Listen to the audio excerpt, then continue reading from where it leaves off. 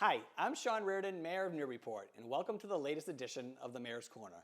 I think fall has finally arrived here in Newburyport. We had a couple late bursts of some hot weather, but it has really felt like fall all week with temps in the low 60s and actually being pretty chilly in the morning too. I had to pick up my daughter from soccer practice last night. She does soccer 3 times a week up in Epping, New Hampshire. And you could see my breath as I was waiting for her to get off the field. So it's definitely gotten a lot cooler, but still just beautiful weather here in Newburyport. I got to do a pretty fun thing this morning. I got to go address Cape Ann League student athletes. Our district here, Newburyport Public Schools, hosted a Cape Ann League student athlete forum. They call it a summit. So it was student athletes that were picked by their coaches and school administrators to come represent their schools. So we had all the Cape Ann League schools. I'm not going to name all of them, but we had Amesbury, Ipswich, Georgetown, Triton, Pentucket, Rockport, Essex Tech is now involved in the Cape Ann League. I'm sure Manchester, Essex, I'm sure I'm missing somebody. But all the districts that are part of the Cape Ann League came to Newburyport. I think there was teams of 5. And it was really great. And I got to do the welcome. So I got to welcome to Newburyport. We had it at our beautiful senior community center. I was a student athlete. I was a captain of my basketball and tennis team when I was at NHS. And I just think there's so many valuable lessons that you can learn from athletics. So it was nice talking about that a little bit and then just really encouraging them to get to know their counterparts at these other schools. I think we get really caught up in the competition sometimes. But I think you can make really great friendships of some of the people that you get to compete against. And I think you'd find that they have a lot more in common than they realize, again, growing up in this time and then competing for our different schools. So I was really excited to be there, and it was great to see that. And I can't wait to hear how the summit went today for them, this leadership summit. And just I want to say, our fall sports have kicked off here in Newburyport, and we are all having really successful years to start the year here. I think they all have records over 500 right now.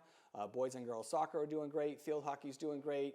Girls volleyball has been really competitive. Like I said, I'm at most of the JV volleyball matches with my daughter Sadie competing. Golf has really come out strong, as well as cross country boys and girls. And the Newburyport football team had a big win, rebounding from their loss to Linfield with a win at Ipswich last weekend. So just keep competing, keep representing your community on and off the field. And again, it's just a really exciting time to be following Newburyport sports here in Newburyport. What else is going on? So we had kind of a big week. So we had a city council meeting this week where a lot of things were talked about. One of the things that was brought up was the Brown School. As you know, we had put out a request for information that was put together by the Brown School Ad Hoc Committee, which was made up of a lot of different stakeholders. It was really pretty broad, right? We wanted to see what we'd get back for feedback from contractors and others. As you know, I'm really targeting, number one priority, I'm really targeting senior affordable housing. How can we maximize that space? But people have to realize this is a very tight neighborhood and it's a very confined space. But we hope to maximize senior affordable housing there. We also want to look to keep the gym as a community space. Like I said, my vision for that is a place where theatrical productions could take place. I envision maybe the back where the locker rooms currently are now being maybe an art studio space for people to use in the community, as well as having another gym recreation space. So I'll tell you right now, we're not in the position right now to get rid of community assets. We're in desperate need of gym space around the city, and I can go on that further with you anytime, which is why I'm still targeting a gym for the new Recreation and Youth Services Department at 59 Low Street. I still think we need a gym there too. I don't think it's an either or. We need both spaces because I think they'd be used for 2 different things. So anyways, we had a good conversation about that. I informed the council that I'd like to continue moving forward with an RFP process, just because I think, right now what we have working against us is time, right? That building is continuing to crumble. And I would like to get out a couple more, I'd like some more information from the community. We've had about 10 years worth of public comment around what could be done at the Brown School. So I would like to put an RFP together that keeps the gym, maximizes senior affordable housing, and then see what we can get from that. All right, I think every time we do this, we gain a little bit more information. I think what we learned from this last RFI process is that people want us to go over that 30 count for units there, and I just don't think that's sustainable for the neighborhood that it's in right now. So why not see what else we can do to maximize senior affordable housing that can work within the confines. Right now, it's zoned for 20 units. I like to think we could probably go up from that a little bit, but I don't think going up from that is 30, 40, 60 units, which some of the proposals gave us. I just think that's just not going to work in that tight neighborhood. So how do we get something that works for the neighborhood, but then also gives us some valuable senior affordable housing units that we need? I think a lot of people realize that we are in desperate need of affordable housing here in town. But I also think people need to know that Brown School isn't going to solve that problem for us, right? It's going to help us. It's going to help us get there. And we have a couple other developments, possibilities around Newburyport that we're looking at right now that I think can help us even more. But the Brown School is that first piece. And like I said, we need to maximize what we can out of that. So that's why we're going to continue that conversation. And when we get to that point where we release another RFP, I'll give you some more information. But I think we can move in that direction. I mentioned Recreation and Youth Services. We did submit paperwork to officially establish that as a department. That was never done, just by the way that Youth Services has evolved and was created over the years. Now we're adding all-age recreation to the mix, so we just want to formalize that. And so we look forward for the City Council to take up that. It's really just putting on paper what we're already doing, all right? We're not creating a new department from scratch here. This is something we're already doing, but we just want to rebrand, rename it as the Recreation and Youth Services Department. And again, at the end of the day, this is hopefully going to lead us to a new department headquarters at 59 Low Street, right across the street from our middle school, which I believe is a perfect location for this building. So that's happening. What else is going on? Streets and sidewalks. I did talk about that a little bit on Monday night. As you know, I've put a lot into this since I took office. We've got a rolling 5-year plan. We just finished year 2. We actually had some streets we didn't get to this year that were on the plan for a variety of reasons. Mostly, a lot of them just needed a little bit more design and engineering work to be done with it. We also have streets that were dug up for utility work. I'm talking about Middle and State Street in particular, that we're going to get some money from National Grid to pave, and so that's going to have to wait until after the parklets are gone, and we can do that next season. So there's a lot of things that happen there. So what we're going to do, so this is the other thing. I also wanted my new DPS director, Wayne Amaral, to put his own fingerprints on it because he wasn't the architect of the plan. And so moving forward, if we're going to do this plan and stick to it for the next 5, 7, 10 years, like I said, I want this to be a rolling plan. I really need my DPS director on board, and I need it to be his plan. So that's why we're going through this process. It's taking a little bit longer than I thought. We've put this bond order in for the next 5 years of this plan to help fund it. And so we're just working with DPS, and he's just being very thorough. And I think the end result of this, or the product that we're going to get, this 5-year plan, is going to be much more, I think, realistic.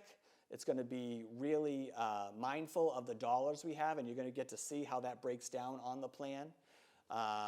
So again, I think this is all something we needed to do, and then we're going to present it to City Council, and hopefully they can pass that bond order so we have that next 5 years locked down as far as the work that's going to be done around the city. We're going to still stick to our SAM 135246, and so Wayne's really working within the confines of the plan we've already put together, and he's going to make it even better. So we're excited about that, and I'll keep you updated.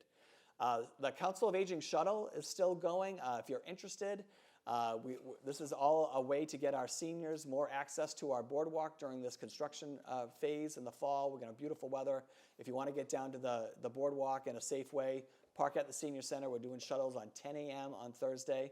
But if we have a lot of interest in this, then we're going to do even more shuttles, right? So we just need to have the interest first. But if you have any questions, reach out to the Council of Aging. They have the sign-up sheet right there. But if you want to try this shuttle out, don't worry about parking downtown. You're going to get dropped off. You're going to get picked up. Let us know, and we'd love for you to take a look at the shuttle. Short-term rental units was talked about a couple weeks ago now. I thought the council had a good initial first meeting. No decisions were made. There's currently a compromise legislation out there that they haven't voted on yet. If you have skin in the game or you want to talk about this, please come to one of the meetings and let us know. We just, from the city vantage point, like I said, I don't get to make this policy. The city council does. So on the city side, though, we need something on the books for regulation and for enforcement. So again, I hope the city council can come to a resolution here in October and bring something back out for a vote because, again, until then, we've taken the position, we'll deal with the problem STRUs, but we're not going to enforce, because right now everything's not legal here in Newburyport. So we're not going to go that route and shut them all down. We're going to wait for the city council to do their job, come up with a compromise that works, and just get something on the books that we can put into action and see how it works here in Newburyport. So that continues. And then we've got a couple of different department head searches going on right now. Head librarian is currently underway, and Council of Aging Director, Paula Burke's retiring in a couple weeks. So we're trying to fill those positions. We've had some really great candidates in, and so I'll keep you updated. But I really like the direction that those two searches are going in. And finally, I'm just going to mention a couple things that are happening this weekend. Tomorrow night, the Rotary Club of Newburyport, who does a lot of great community service type events and support here in the city. They do a lot around Yankee Homecoming as well. They're having their 100th celebration. That's going to be over at the Blue Ocean. Really great event. If look up Rotary Club Newburyport if you want some more information about that.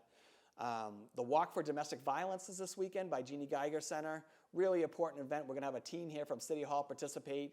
It looks like the weather's going to be great, but that's happening 8:30 on Sunday morning. Still time to get involved and to donate to that, so that's happening on Sunday.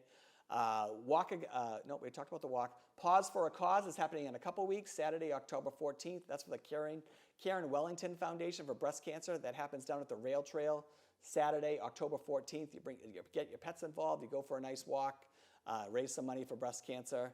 And lastly, our MVP grant that we received that the Resiliency Committee is moving forward with. It's the Climate Resilient Newburyport Community Action Project. This is an 18-month project. There's actually some positions that are available. So go to our city website to get some more information on this. But there's actually going to be some jobs associated with this to manage this grant over the next year and a half. But it's a huge undertaking. It's a lot of great money getting put right into the community around communication and education for resiliency efforts. It's really exciting. So if you want some more information on that, go to our website, check it out. And I want to thank the Resiliency Committee here in Newburyport for managing that for us, because it's really important work that's going to get out a lot of great information around education here in Newburyport around these resiliency efforts. And that's my Mayor's Corner this week. I hope everyone has a great week. I hope everyone has a great weekend. Enjoy the fall here in Newburyport, and I will see you all next time on the Mayor's Corner.